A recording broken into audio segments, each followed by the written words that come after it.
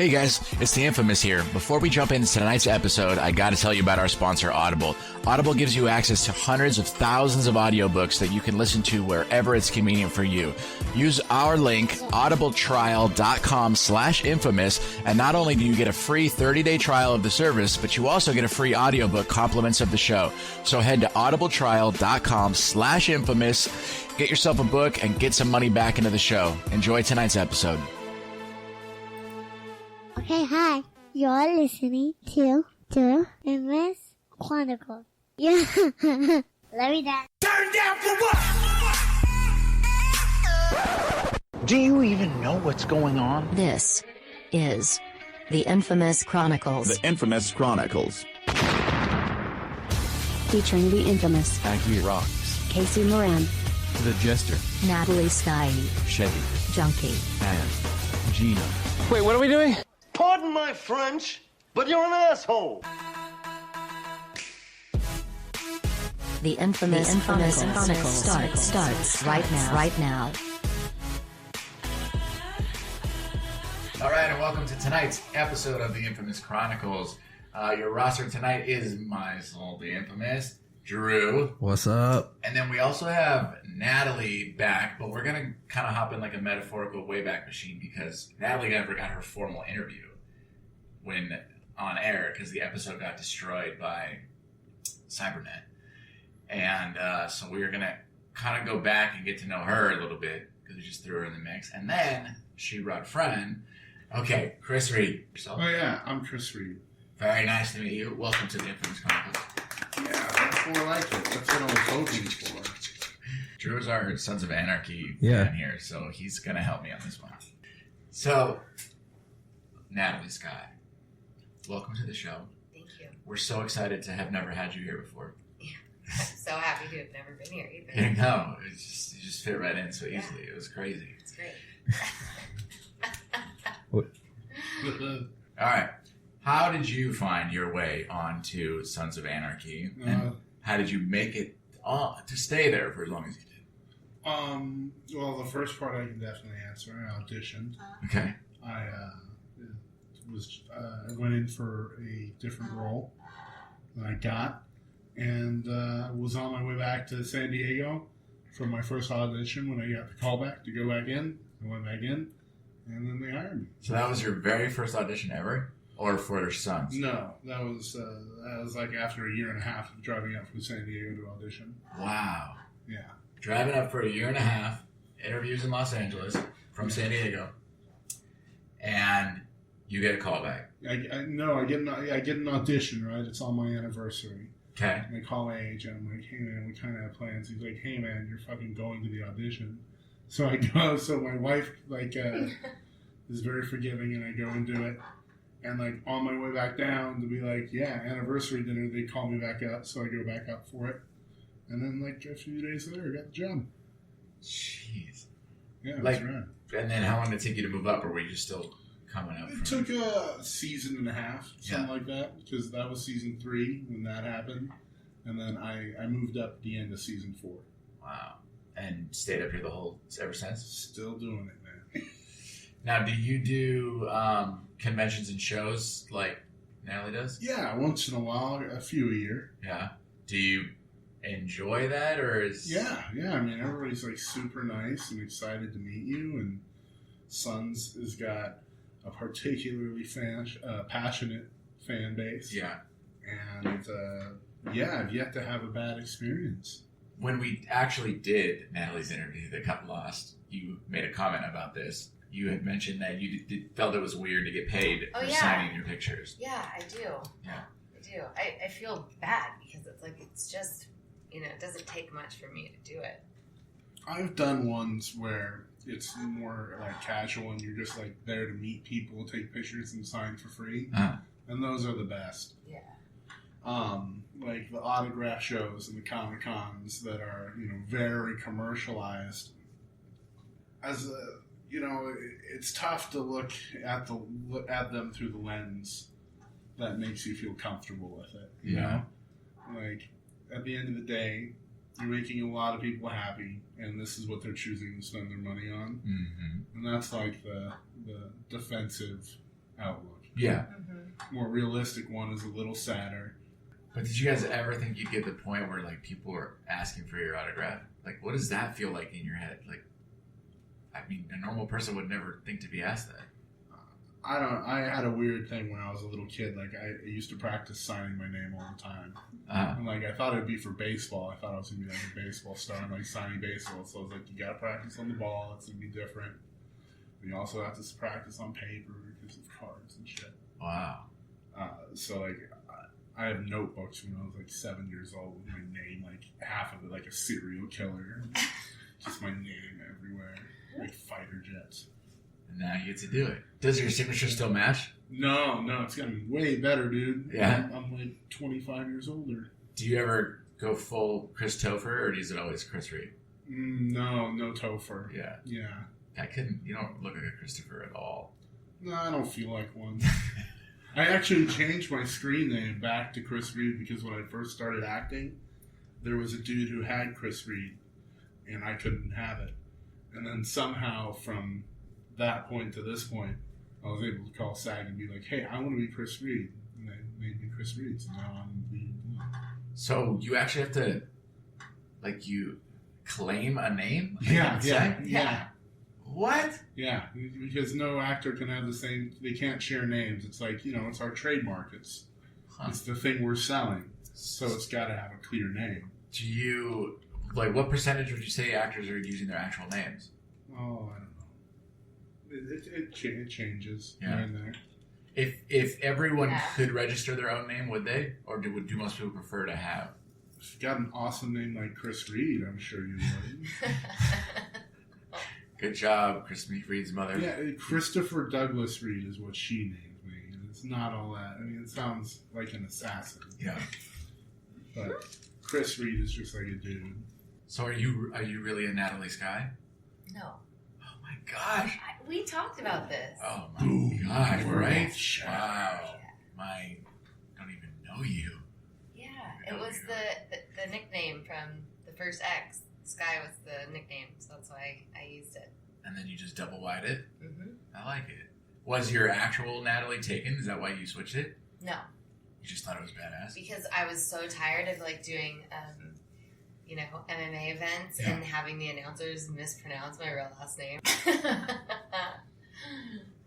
You didn't want your MMA persona to follow you into your acting career? No, I did. I took it with me. I wanted to use the name still because my real last name is, I'm just so tired of having to like explain it to people, like how to pronounce it, that it's easier just to use something that you really can't fuck up. Yeah, those somebody's like, they're like super high. They're like, Sky, Yeah. That'll be the only way. The only way. Yeah. Did you guys get along immediately when you were working together on Sons, or did that take some time? I feel like it. Yeah. I don't know. I feel like I got we along did. with basically everybody. Yeah. That just seemed the same. When you're doing roles like that, or you are like the secondary roles, are they all chill and the primary roles are all chill, or does everyone talk to everyone? Every set is different. Like, every set's totally different. And some of them have this weird hierarchy structure.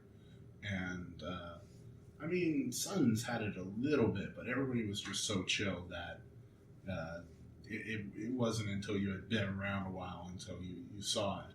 Mm. Everybody was so open with themselves and everything. Interesting. So, curiosity question. If you had to describe your experience on Sons in 3 words, what would you choose? I don't know. Exciting, eventful, memorable. Those are all good. Chris, what would your 3 Sons of Anarchy words? I would go with barely managed mayhem. That would be mine. Okay. But you're both always going to look at that as a positive experience. No, without a doubt. Yeah. Now, if you could chart out your career, would you prefer to get as like a primary role on another ongoing series, or would you rather have a feature? Series, man. That's where it's at. That's where everything is these days. Yeah. I mean, unless you're like a former wrestler or MMA fighter, you're not going to get too many franchises. Mm-hmm. And that's what you need to have any continuity in film these days. So, a series like this, almost certainly. Would you rather have a series on cable channel or on a streaming only channel now? I don't. Doesn't matter. Doesn't matter. Yeah, I think I'm, Just a series. I'm ready for a series. I mean, there's some networks I would prefer to work for. I've worked for FX twice, and each time was great. I've worked for HBO twice. Each time is great. I'd love to work for, one of the major. I like what Amazon's doing. I like a lot of Amazon shows. Yes. Seems like that'd be a fun environment to be in. Because you made a comment when we were talking off air that the actors that you could really convince somebody 100% different of what you are. Can you also be funny if you're not naturally funny, or romantic and charming if you're not romantic and charming? Or are there people that are that's just those are the things that come naturally to them? Those are their strengths. I think naturally their strengths thing is mostly what it is. Yeah. Yeah, some people have raw, innate things that, people find sexy or appealing. Everyone, it's got their it thing. I mean, it's a good thing to have. It's what you want more than anything is to be memorable, right? Right.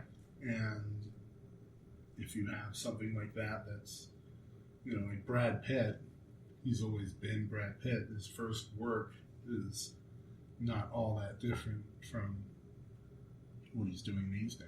Right. He's always been that guy, just rawly charismatic and appealing to watch on film. That's crazy. Do you think that you could do consistent? Could you be on a sitcom and do comedy? Yeah. I haven't had the opportunity to do it besides a Disney show I recorded once, but that's what I feel like I've been training for. I do improvisational comedy. You know what that is? Yeah. I'm a student at the Groundlings, and then they're really deep in their program. That's awesome. There are comedy legends everywhere that came out of there. Yeah, it's a real factory for sure. Yeah, that's way cool, man. I can picture you doing it'd be fun. It would be fun to see you opposite typecast.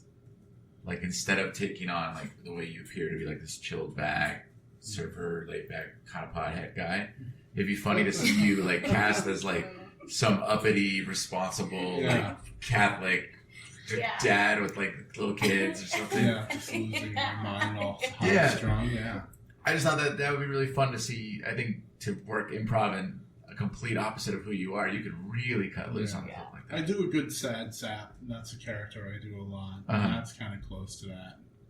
I'm just waiting for. I'm at the last level before they move you into their performing cast. So I'm just waiting to take my class, man, and get in there. That would be awesome.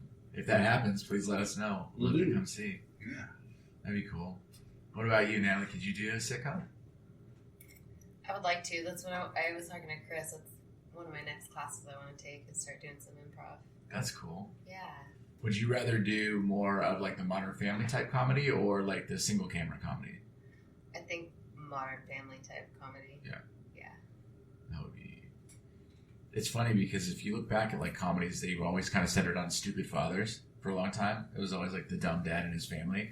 And it's evolved now. It's just such totally different dynamics. So comedy can be very different than it was always kind of structured to have to be for so long. Yeah. It's kind of exciting. My opinion. Well, and there's so many more girl shows out there that are comedy based. Yeah, there's a big strong push for there was that Funny or Die just did this skit on the support group for women that didn't like Wonder Woman. Did you see that? No. It's all these actresses and they're in a basement, and the lady's I was just so ashamed.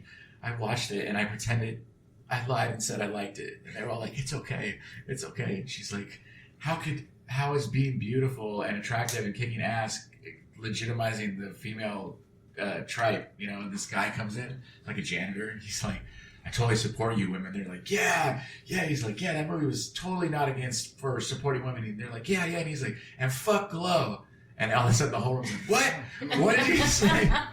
Because that's the other big bad and like Glow Orange is is the New great. Black. I liked Glow. Yeah, Me too. Glow is funny. Well, I liked it because it was half hour. Orange is the New Black is too long for me. It's like too sad. It's too much jail. Yes, and this last season where it was like, what did you say it was 4 days or something that the whole thing happens? And Yeah, it was like the same day. It looked like. such a gimmick. Yeah. Wet Hot American Summer keeps doing that. They have the whole season take place over a Yeah. single day. I mean, like, it's kind of a formula that's worked for 24. It's not that bad. Yeah.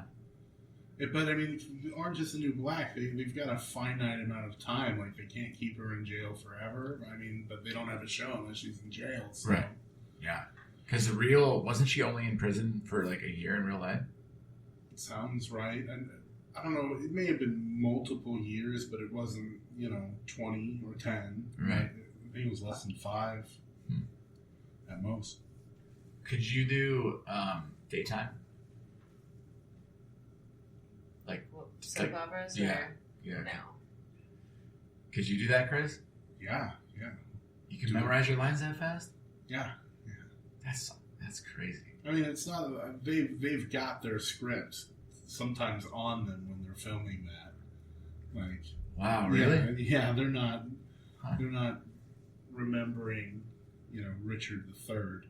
It's like right here. Really? Yeah, it'll be like in their back pocket, and then they'll be looking up to it to the moment they're going. And even if they get a line wrong, they can just, hold the scene, keep the camera rolling, feed him the line, feed her the line. They say the line, the scene keeps going. Huh. Yeah. So you can call for line and then just keep it going? Yeah. Oh, interesting. Yeah, there's no paying audience. How often did you call line?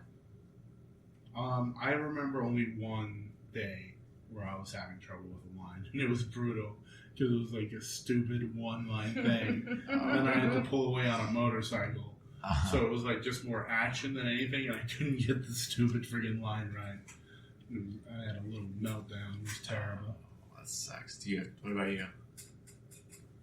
I never had to call for a line, but I had one day where I kept like messing up the word, and then I got like the wrong word stuck in my head. So then trying to get that word out of my head was frustrating. How liberal can you be traditionally? Is it like line for line verbatim? Yeah. Really? It depends on the show. On Sons, you said what was on the page. Interesting. Yeah. Do you prefer that kind of structure, or would you rather have a little bit more freedom? Whatever suits the show, honestly. I mean, because on Sons, it worked that way.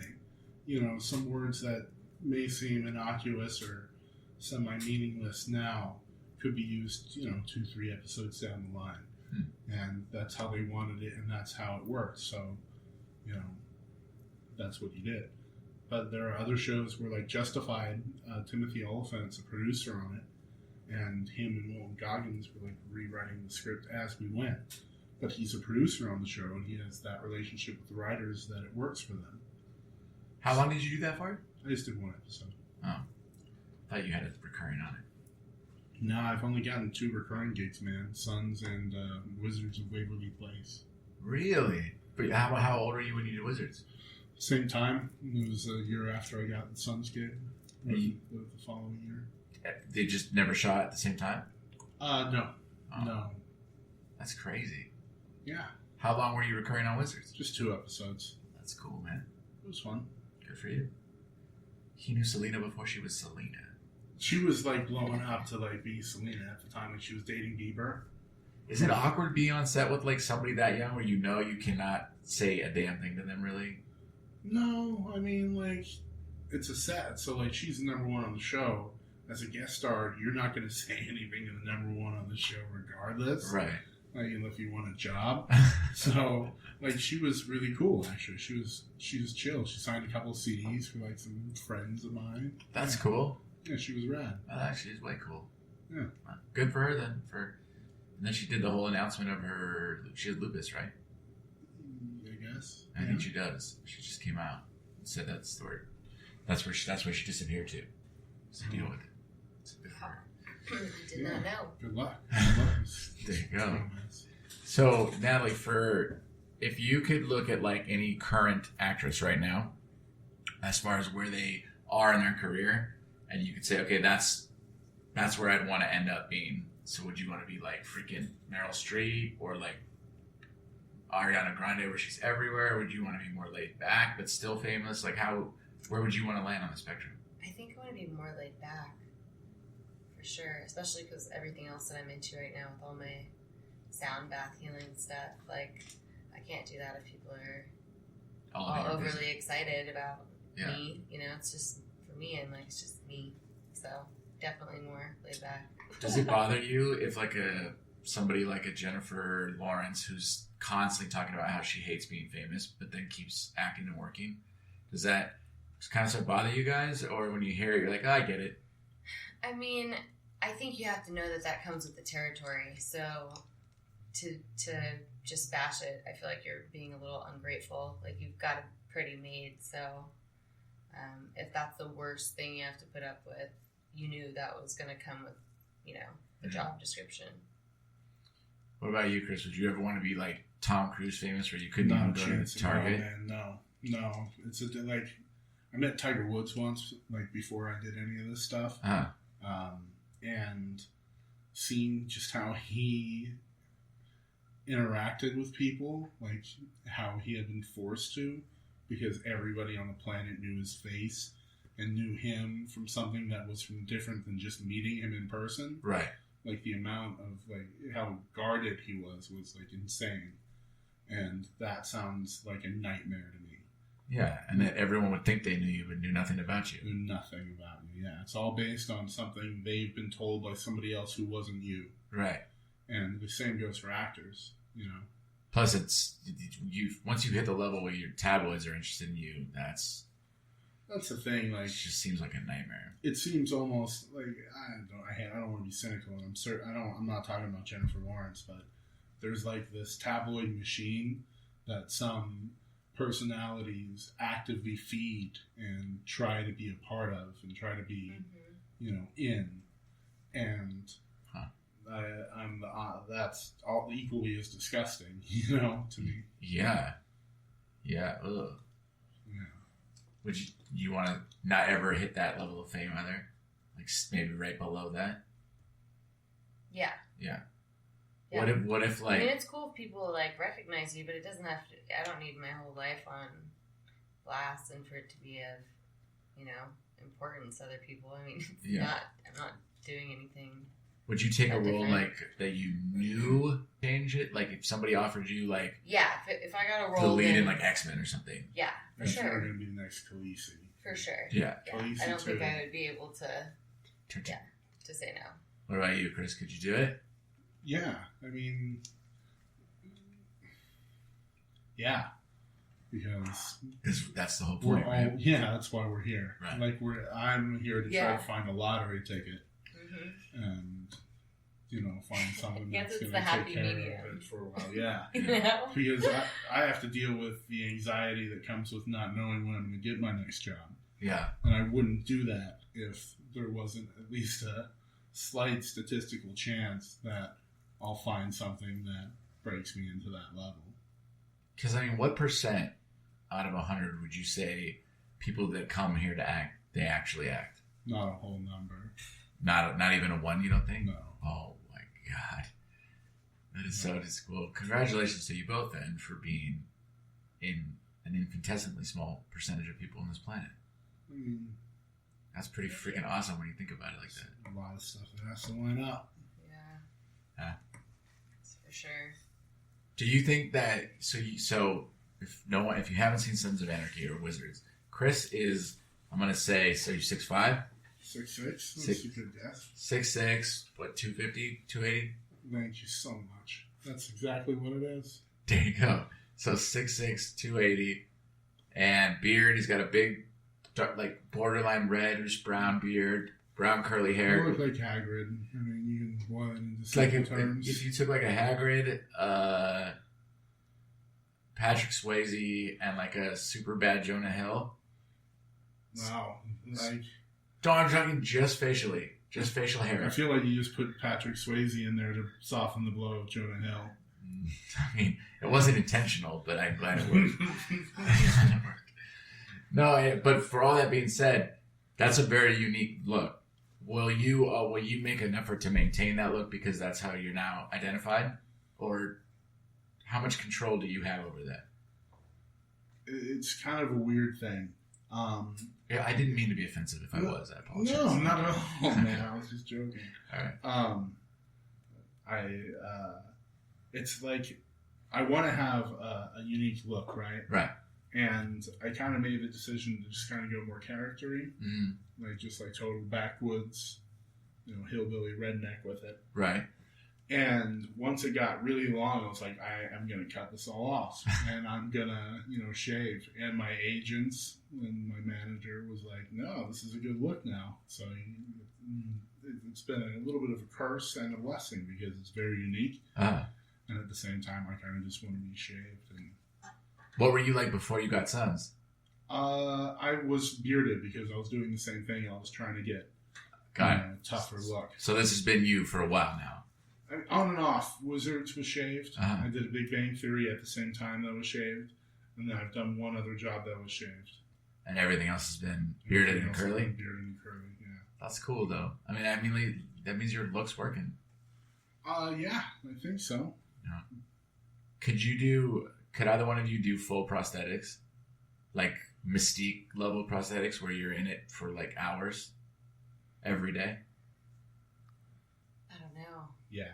Yeah? I mean, if you have to. I mean, I'm sure your adrenaline would be going too, Yeah. for sure, when you're getting in that. I mean, I guarantee you if Natalie got a job tomorrow on a Marvel movie. Yeah. She'll be like, I don't care what you do. Yeah, I guarantee you she'll do it. What would you do? Would you do it? If it paid me enough, yeah, hell yeah. Yeah. Would you shave this all the way to the chin? Yes, if I get paid enough, yes, I would. All right, fair enough. I don't think I can do it. I couldn't sit still that long. So I have a couple questions because I'm a big fan of Sons of Anarchy. I was just kind of talking about the industry. You have some Sons questions, please. Okay. Because I know that Filthy Phil over here has been on it for, 6 seasons? He was on for 3 complete seasons and parts of 4. Okay. Who surprised you the most when they killed him off? Like the most surprised death that happened? Oh, that's a good question. Yours? Yeah. Yeah, no, honestly. I mean, you do kind of see a lot of them coming. And mine was definitely out of the blue. I mean, if there's one thing people agree on, it was just kind of sudden.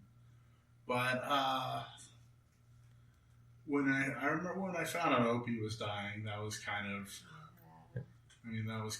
like, what? And I found out when it was happening, it was another thing too. You don't expect to see a top 5 character go in the first 3 or 4 episodes of a season. Yeah.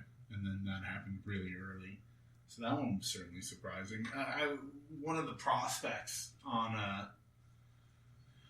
when I joined, there were 3 dudes who came on. One of them was gone really soon, and then another one lasted all season 3 with me. His name was Frank Potter. His character was Miles.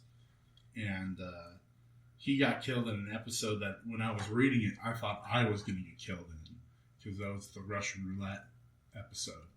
So Okay, I was kind of thinking, wait, am I about to read I'm dying? And there's even a scene in there where they flip a coin, and it came up me. So I'm like, okay, so my character is going to die. And I turned the page, and 2 pages later, Frank got killed. So that was like, oh, fuck.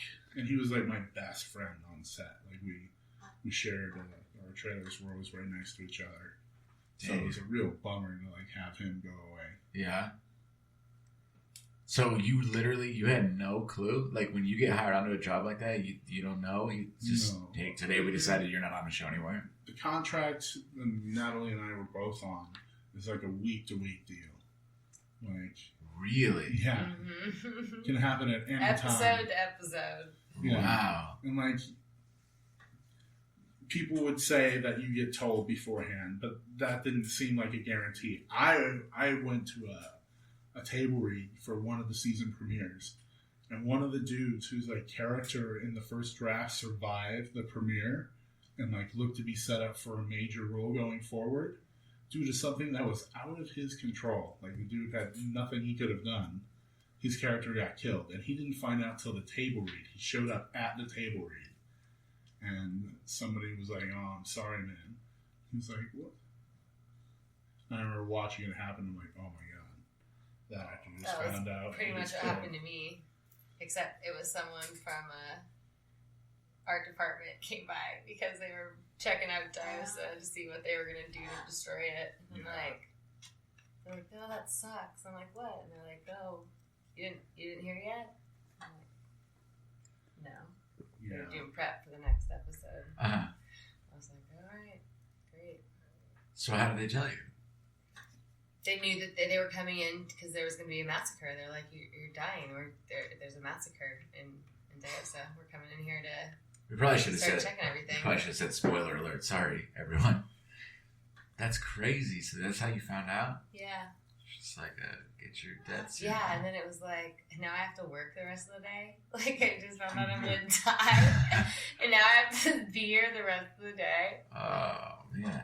Yeah. What about like if one of the regular cast members dies? Can they kill them without it violating their contract? Like, how does that work? No, for the most part. And I don't understand this completely, but I'm pretty sure their deals are negotiated beforehand. And they're kind of locked in for a set amount of episodes if it gets picked up. So, like, if they say you're working season 4, you get this amount of episodes. Now, I could be wrong. Because, like, what about, like, on, just as an example, like Grey's Anatomy, how all of a sudden, oh my god, my brain just stopped working on what his name is. But he's Dr. Dreamy on the show, McDreamy. He just, all of a sudden, they decided to write his character out. Dempsey? Yeah, thank you. Because he, I guess, got in a disagreement with someone and they just killed him that day. It's like, wouldn't he have been in contract? Were they paying to violate the contract to do that? I don't know his situation, but I'd imagine like any company would, they would make a decision against what they would potentially face in litigation. Wow. Compared to what it would cost to just, severance them out. So I don't know, but I haven't unfortunately gotten to the level where that comes into play. On a set like that, who has more control, the producers or the writers? Well, the producers oftentimes are the writers. That's who runs the show. Ah, interesting. Okay. Like, often the showrunner is either the creator of the show or the head writer. Like, most times. Or a combination of both. Now, would you rather do 30-minute shows or full hours? 30-minute, like, multicam comedies are an amazing job. Because you only work like 6 hours a week, right? Not quite that. Like, if you're a regular, you're there 5 days a week and you're going to put in, 8-10 hours a day. But that's what you're going to put in at most. And oftentimes you get released early, depending on your role on the show. Sometimes you don't work those days. I did a guest spot on Big Bang Theory, and I think I worked 2 rehearsal days, a dress rehearsal day, and then the camera day. Dang. Yeah, and probably, I don't know, like 20 hours total. Maybe 26 hours when you include the shoot day, because the shoot day was long. What other questions do you have? Sorry. What else? Favorite part of working on Sons of Anarchy?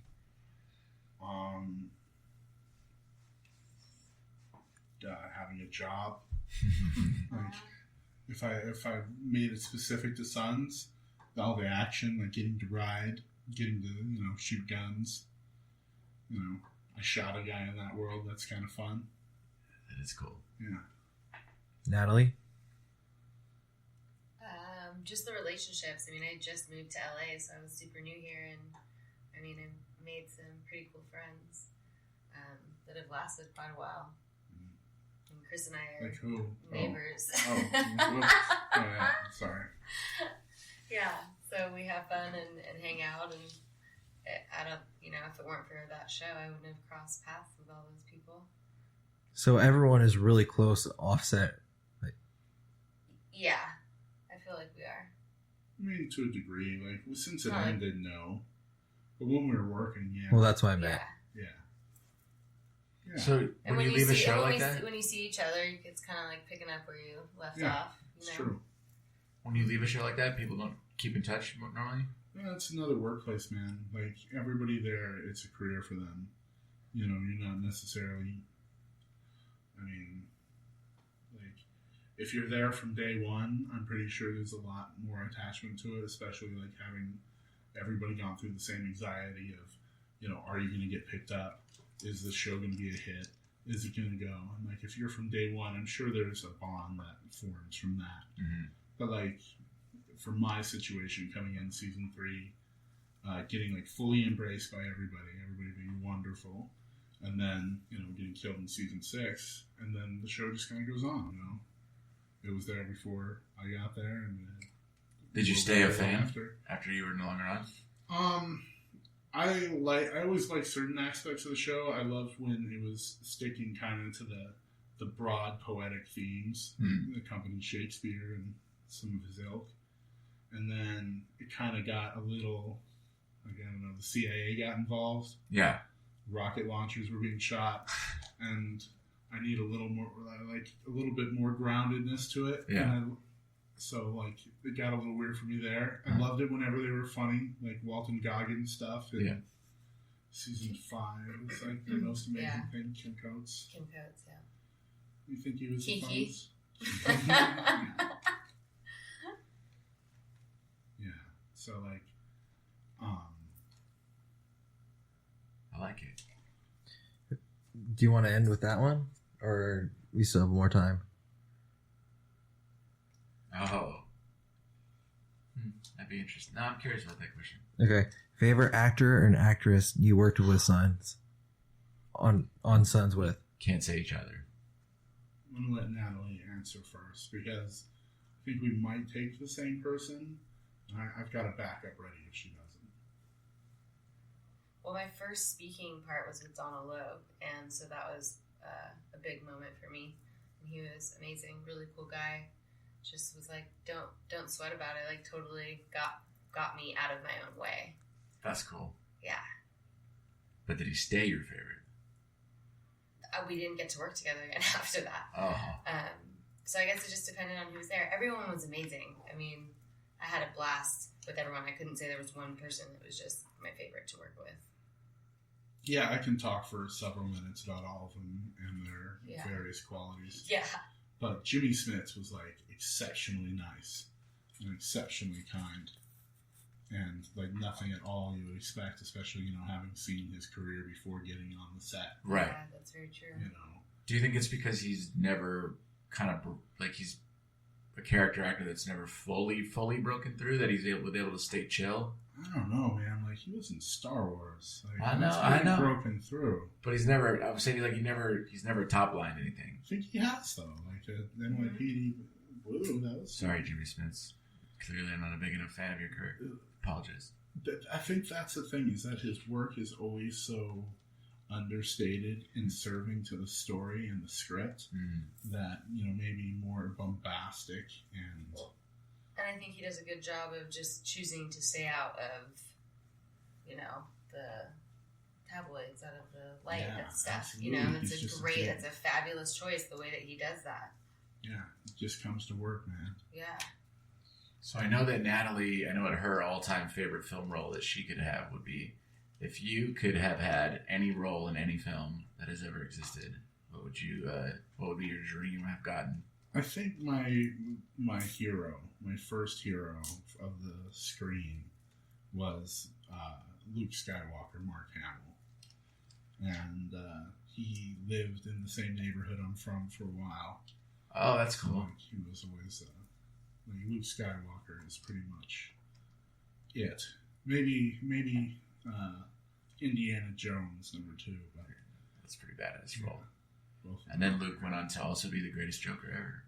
He is the Joker, right? Yeah. I mean, Mr. Ledger did a wonderful job, but as far as animated goes, no one will ever touch Mr. Hamill's. That laugh is fantastic. Yeah, have you heard him read Trump quotes? No. Well, they're brutally good. He reads Trump's Twitter feed as the Joker. Oh. Yeah, a lot of times they're pretty savage and pretty funny. That would be epic. What about, Natalie, if you, now, what if you're, so another side of Natalie. is that you also do sound baths. Mm-hmm. You are. Are you considered a sound bath therapist? What would be the word? Yeah, sound healer. Sound healer. So if you're sound healing, which I know that you're very passionate about, and energy and calming and meditating. What if that took off? But would your acting career then take a back seat? Or would you try to figure out a way to balance them? I think right now I'm just balancing the best that I can. Mm-hmm. I think it's good to have another focus. Absolutely. Sometimes, the acting stuff, when you're sitting around not working, you really get into your own head, like, I'm not working. So kind of when you get yourself distracted, you're able to, like, open up more opportunities, if you're not focused so much on the fact that you're not working. What about you? What do you do in your downtime, Mr. Reed? Like, what's your secondary... Dude, I'm too deep. Like, I've only got one way from this point. Yeah. It's full throttle ahead. But I like to, I do the comedy. I do a little bit of writing. It's a craft I'm trying to develop. I hang out with my dogs and try not to be a total waste of flesh, There you go. That sounds like a good roadmap. Yeah. So writing. Yeah. Is that because you want something that's yours to control, or is that just exercise you're looking to expand on? I wish I was like driven from a really deep place to like create and make my own voice heard. Maybe one day I will be, or I'll find what it is that gets me there. But at this point, it's just trying to find a little craft in it and trying to be able to build a couple of things. That's cool. And the reality of our business is, unless you are incredibly talented, incredibly good looking, incredibly connected, opportunities are rare and tough to come by. And creating them gives you an advantage. That is super cool. I promised I would do this, so I forgot. You just reminded me because you talked about acting. So a friend of mine who's been on the show a couple times, Alan Reginbald, is an actor. He did his first feature last year, and he just posted all over social media with the director, Brett. I forgot your last name, Brett. I'm sorry. But their movie was in the Red Box, and they were able to rent it and get in. There was the first thing they ever held that was theirs. So congratulations to both of you. That's a really awesome moment.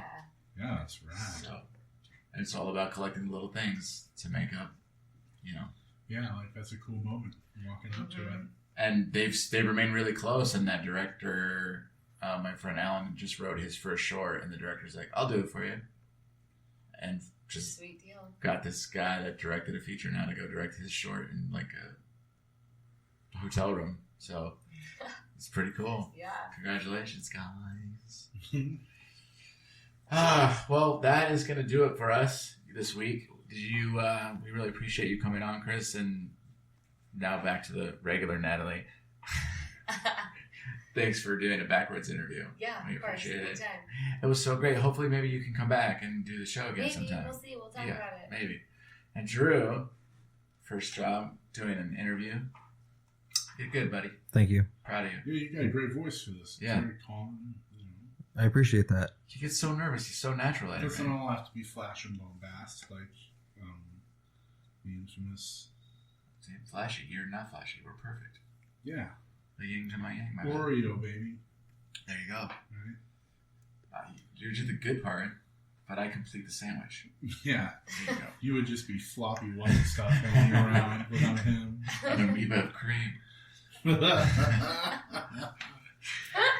Chris. Amiibo cream is my new band name. So for the fans of the show, where can they find you on social media and check out some of your work? I'm at all the main platforms. Chris Reed 619 is my handle for most of them. That's what it is on Facebook, Instagram, Twitter, Snapchat, PlayStation 4. It's basically everything. And Tinder. Nah. Left that one out. Dude, I have been married for 9 years, so like... Oh, you missed the wave too. I That's never the got thing. it either. Nothing. I've been married none for of it. 9 years as well. Thank God, I'd be so bad at it. Yeah, Like, no. He like- tried to show it to me once, and I'm just like trying to figure out the logistics, and then I accidentally... I righted a bunch of people I shouldn't have. Yeah. I'm happy I missed it, but it is kind of curious. Like, if, something Would you horrible- ever want to be single now? No, it sounds terrible, right? man. It totally does. But at the same time, like, I don't know what any of it looks like, what any of it feels like, so I don't know. Like, that's true. It doesn't seem Everyone like- I know now that's single, though, they only say bad things about yeah, it. they only seem miserable Yeah. about the status. So it's of like, here's me being relationships. fake again for Yeah. everyone. Do I really seem that miserable? Well, no, but I never.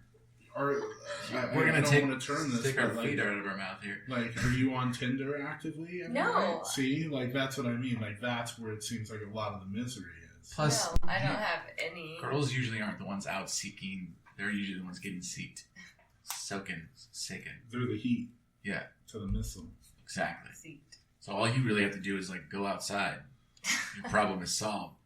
Yeah. For Chris, Andrew, and I, like, we have to make plans, get an Uber, invest in drink money, Yeah. talk to you in the first place. See, I would never do that. That's just not me. Like, I don't know how I would meet women. How did you meet your wife? Theater school. Oh, man, see, you had an in. 10 years next year, dude. Yeah, like, coming up fast. Early anniversary, happiness to the Reed family. Either that or suicide before that, so I don't know. Like, Her or I'm not you? involved in it, I don't know. 50-50. Yeah. who You guys knows just at this poison point. each other's drinks and cheers and then problem solved. Oh my god. Happy anniversary. Game of Thrones. Yeah, I guess. Status. No, it's gonna be great. We got a big bottle of wine we're gonna drink. That's cool. All right. Well, thank you so much for listening to the Infamous Chronicles this week. Next week, we are coming back. Chris was supposed to be our guest, but guest that bailed on us, who I will not name on air, that was a dick move. That was a super dick move. Yeah, dick move. Yeah. Dick move. Too small of an industry to no show like that. But we'll see you. We'll see you guys back here next week.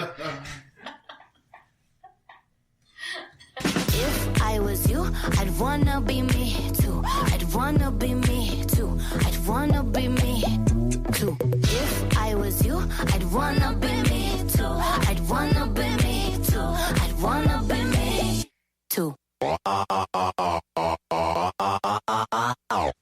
Thank you for listening to this week's episode of the Infamous Chronicles. Our show is produced by Jeremy Elder, talent acquisition is done by Casey Moran, and operations directed by Paul Sinacori. This show is copywritten Infamous Works, LLC, 2016. All rights are reserved. All of our guests appear signed via waivers. We don't own the rights to any of the music featured on our show. We are just fans of it. Visit us at infamousworks.com or call our offices at 844-4-INFAMOUS.